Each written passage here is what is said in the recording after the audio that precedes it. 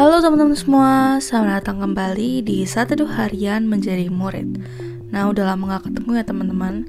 Hari ini kita akan kembali membahas Quran ayat 30. Hari ini kita akan membahas dari 17 sampai 21-nya nih teman-teman. Nah, hari ini kita akan membahas tentang mengenai bejana pembasuhan.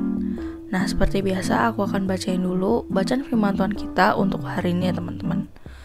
Quran 30 ayat 17 sampai 21. Mengenai bejana pembasuhan.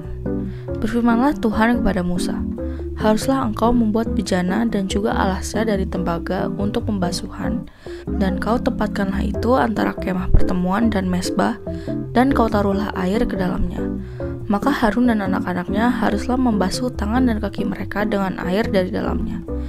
Apabila mereka masuk ke dalam kemah pertemuan, haruslah mereka membasuh tangan dan kaki dengan air supaya mereka jangan mati. Demikian juga apabila mereka datang ke mezbah itu untuk menyelenggarakan kebaktian dan untuk membakar korban api-apian bagi Tuhan. Haruslah mereka membasuh tangan dan kaki mereka supaya mereka jangan mati. Itulah yang harus menjadi ketetapan bagi mereka untuk selama-lamanya, bagi dia dan bagi keturunannya turun-temurun. Ya, demikian teman-teman bacaan firman Tuhan kita untuk hari ini. Ayo sekarang kita langsung masuk ke satu dunia ya guys. Nah, di ayat 17 sampai 21 ini, kemah suci harus memiliki persediaan air yang cukup, dan mengenai hal itu telah tersirat dalam petunjuk yang diberikan untuk pembasuhan Harun dan putra-putranya di pintu luarnya.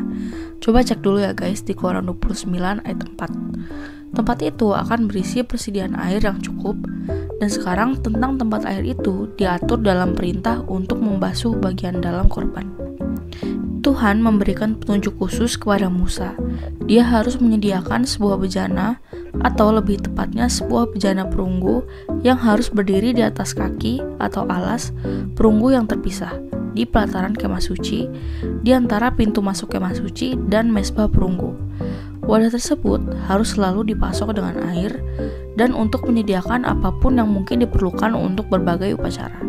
Di antara kegunaannya yang lain, air itu harus selalu tersedia untuk pembasuhan para imam yang harus membasuh tangan dan kaki mereka setiap kali mereka masuk ke dalam kemah suci dan bahkan setiap kali mereka melayani di mezbah. Hukum ini akan menjadi suatu ketetapan untuk selama-lamanya dan pelanggaran terhadapnya akan dihukum mati guys.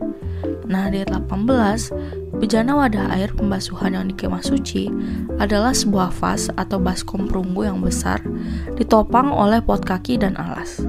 Mungkin juga dilengkapi dengan peralatan seperti keran. Letak wadahnya tidak persis di tengah, tetapi sedikit ke arah selatan. Di ayat 19, Harun dan anak-anaknya harus membasuh tangan dan kaki mereka. Membasuh dengan air bersih yang jernih adalah jenis penyucian yang sangat sederhana yang telah digunakan di hampir semua agama pada saat itu. Tangan dan kaki secara simbolis menunjukkan semua kegiatan aktif manusia dan bahkan seluruh perjalanan hidupnya, keluar dan masuk. Jadi, secara simbolis tangan dan kaki dibasuh disucikan agar layak menghadap Tuhan. Untuk orang-orang yang dipekerjakan melakukan pengorbanan berdarah, yakni menyembelih korban, memercikan darah, dan bahkan memercikannya ke dasar mezbah, mereka perlu membasuh dirinya dengan air basuhan. Dalam beberapa kesempatan yang jarang terjadi, para imam diharuskan untuk membasuh seluruh tubuh mereka, dan bukan hanya tangan dan kaki mereka saja. Nah, di 20. Apa sih konsekuensinya kalau mereka nggak melakukan perintah ini? Jika secara sengaja tidak melakukan perintah ini, dianggap menghina. Penghinaan terhadap peraturan yang sederhana dan mudah seperti membasuh diri di tempat pembasuhan akan menyeratkan penghinaan terhadap kesucian itu sendiri, sama dengan kemunafikan dalam hidup dan karakter. So, munafik adalah pelanggaran terhadap Allah. Jadi, maksudnya gini guys, karena semua peraturan itu dibuat agar bangsa Israel dan secara khusus para imam yang melayani di kemah suci itu taat sama Tuhan, menghadap Tuhan dengan layak, atau menyucikan diri sebab Tuhan Allah suci dan karena manusia berdosa. Tuhan Allah kasih cara secara simbolis menyucikan diri agar layak menghadap Dia dengan cara membasuh diri dengan air yang ada di kemah suci. Kalau secara sengaja nggak mau dan merasa diri layak, kayak nggak usah basuh, wong aku nggak berbuat dosa, nah ini yang melanggar guys. Di ayat 21, membasuh tangan dan kaki, dan dalam waktu tertentu membasuh seluruh tubuh, menjadi ketetapan untuk selama-lamanya selama bangsa Israel melakukan ritual ibadah di kemah suci dan bait suci. Ya, jadi demikian teman-teman firman Tuhan kita untuk hari ini.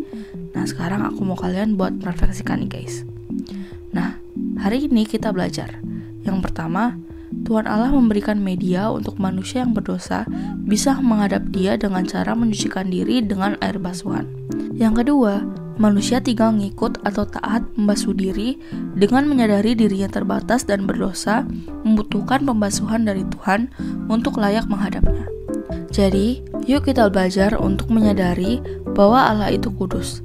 Karena itu hendaknya kita menghampiri dalam doa maupun ibadah harus menghadapnya dengan kekudusan. Menghadap Allah dengan kekudusan juga harus kita lakukan dalam ibadah atau pelayanan kita dalam keluarga, gereja, maupun di kampus atau sekolah atau kantor. Nah, gimana ya caranya menyucikan diri dalam konteks kita saat ini? Kita bisa memohon kepada Tuhan Yesus dalam doa dengan kesadaran bahwa kita terbatas dan berdosa, dan Tuhan Yesus yang suci telah memberikan dirinya sebagai tebusan untuk kita, mau dan mampu mengampuni dan melayakkan kita. Yuk teman-teman. Nah, lalu pertanyaan efektif untuk hari ini ada 3 nih guys. Yang pertama, apa yang kamu pelajari tentang Allah hari ini?